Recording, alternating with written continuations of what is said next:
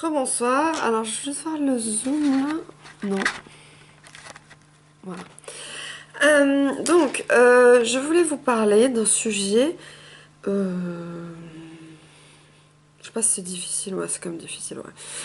En bref, ce que j'ai réalisé avec les gens que je connais qui sont bipolaires et moi-même, c'est que qui qu'on soit,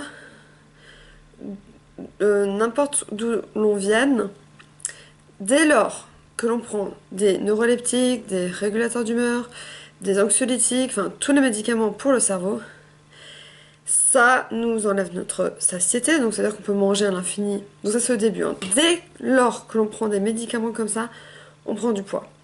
Ça c'est le début. Donc moi c'était il y a 10 ans, ça fait 10 ans que je prends des médicaments, 10 ans que je suis diagnostiquée de jeunes... Au début c'était pas la bipolarité, mais en tout cas je prenais des neuroleptiques et anxiolytiques. Donc ça fait 10 ans, exactement de 20 à 30 ans, j'ai eu 30 ans, que je prends ce type de médicaments. Et j'ai vu à travers les années que, au tout début, j'ai pris du Zyprexa, c'est le pire pour les hallucinations et tout ça.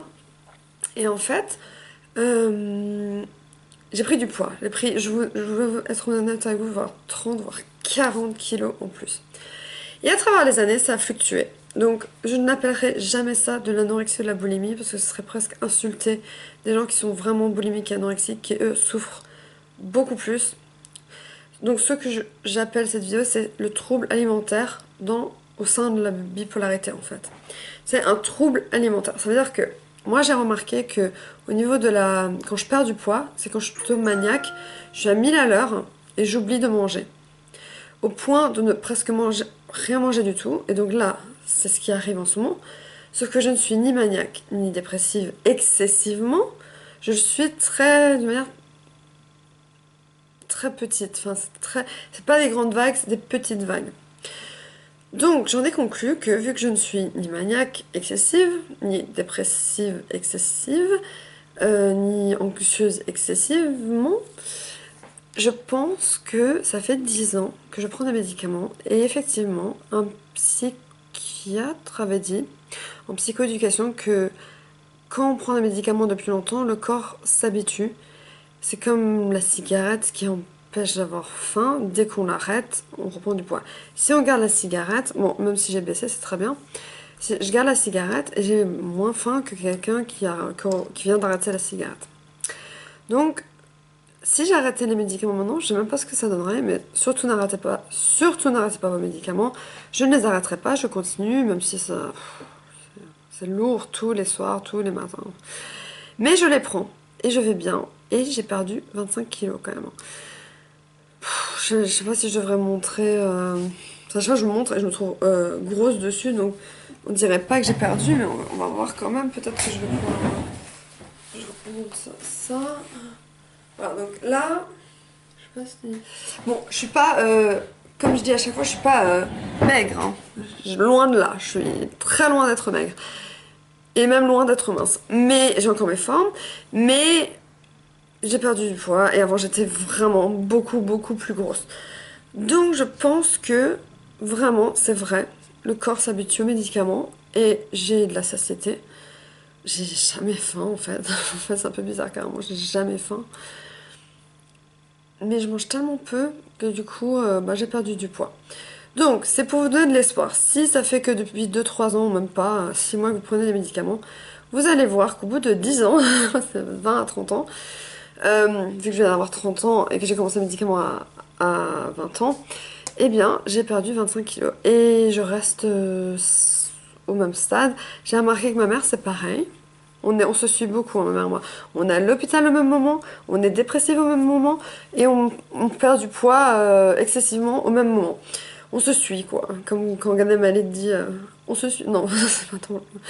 Oubliez, c'est pas débile, oh là là. J'essaie d'être drôle, mais pourtant je fais rire les gens en soirée parce que en fait, j'apprends beaucoup sur la télé-réalité au niveau de la psychologie parce que il y a des psychiatres, des psychologues, des coach love. Et elle a expliqué à un garçon que le rire c'était un nerveux, parfois. On sait pas comment réagir donc on rigole. Et elle, j'aimerais tellement la voir, elle s'appelle Lucie. C'est une love coach et elle analyse chaque personne, ce qui lui fait du bien. Elle fait faire des choses du genre enterrer dans le sable des photos dans une caisse, ou envoler des ballons avec des mots dessus qui nous énervent, ou casser un mur où il y a écrit des mots qui nous énervent. Et ça, j'aimerais trop faire, et j'aimerais bien comprendre plein de choses sur moi au niveau de plein de choses. Enfin, moi, je vais pas vous dire. Et en fait, je sais plus ce que je voulais dire. Ah, c'est terrible. J'ai trouvé ce que je voulais dire, et je sais pas pourquoi je fais ça, c'est parce que je suis toujours bonjour tout le monde. Donc en bref, pour revenir à la love coach et au psychologue, il y a une love coach qui a expliqué à une fille qui est comme moi, qui a eu un traumatisme au collège, hein. Bon, j'étais pas harcelée du tout, mais bon, j'ai eu des problèmes au collège, j'étais dépressive. Et maintenant que je parle de la bipolarité à presque tout le monde, je vous avais déjà parlé du chute, bah non, moi je pas chute, non, moi je le dis. Et en fait, je ris de moi-même. C'est pour ça que je vous disais que j'ai essayé de faire une blague pas drôle, mais en général, je vous promets qu'en soirée, tellement je suis pipelette, je dis que des conneries, je fais rire les gens. Et au début, quand j'étais au collège, moi je rigolais beaucoup. Moi on me connaissait pour mon rire. Je suis quelqu'un qui rigole beaucoup. Mais maintenant, à 30 ans, même avant, ça fait au moins 3 ans comme ça, depuis l'âge de ouais, 27-28 ans, que je fais rire les gens, malgré moi ou un peu exprès. Par exemple, je vais dire. Ouais, je sais pas, j'ai pas d'exemple, je me souviens plus. Mais je vais en soirée et je dis que des conneries et je fais rire les gens, quoi. Et en fait, ce qu'elle disait la love coach à cette même fille dans cette télé-réalité, c'est que elle rigolait d'elle-même. Et elle a dit, la love coach, bah franchement, c'est une force. Bravo, parce que de rire de soi, c'est très mature et c'est super. Parce que rire de soi, ça décomplexe tout et ça nous fait même rire nous. Donc on rigole de notre propre mal-être. Donc voilà, si vous pouvez rire de la maladie, c'est super. Si vous n'arrivez pas, c'est pas grave. Mais rire quand on est bipolaire, c'est possible. Et faire rire, c'est possible. Rire de soi, c'est possible. Et cette love coach, comme j'ai dit, j'aimerais trop la rencontrer. Il y a 10 000 questions que j'aimerais lui poser. Elle fait parler les gens, par exemple, un devant le miroir, se regarder en train de parler, c'est dur. Et parler de choses dures en plus, du passé. Tout le monde a un passé, tout le monde a un vécu, tout le monde a des problèmes. Donc dès qu'on est face à quelqu'un qui nous fait sortir, enfin plutôt sortir des choses, enfin c'est assez magnifique. Il y en avait une qui a tapé dans un mur, mais elle a tapé, mais on aurait dit Musclor quoi, Hulk.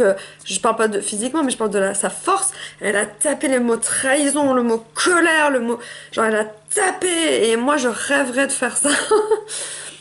Avec des prénoms de gens plutôt, mais ou alors jeter une bouteille à la mer avec un poème pour quelqu'un et la jeter à la mer ou enfin il y a plein de choses à faire et elle fait faire plein d'exercices donc je vous promets que la télé-réalité peut-être de moins en moins débile parce qu'en fait avec tous ces psychologues qu'il y a autour d'eux ils apprennent sur eux et ça montre les psychologues les psychiatres à la télé qui font du bon travail enfin dans le sens où ils aident les gens et moi je trouve ça super franchement enfin moi, on se moque de moi, mais vraiment, ils tapent en plein dans le mille, quoi. Ils sont tellement forts à pas analyser les gens, mais voir à travers les gens. Et c'est trop bien.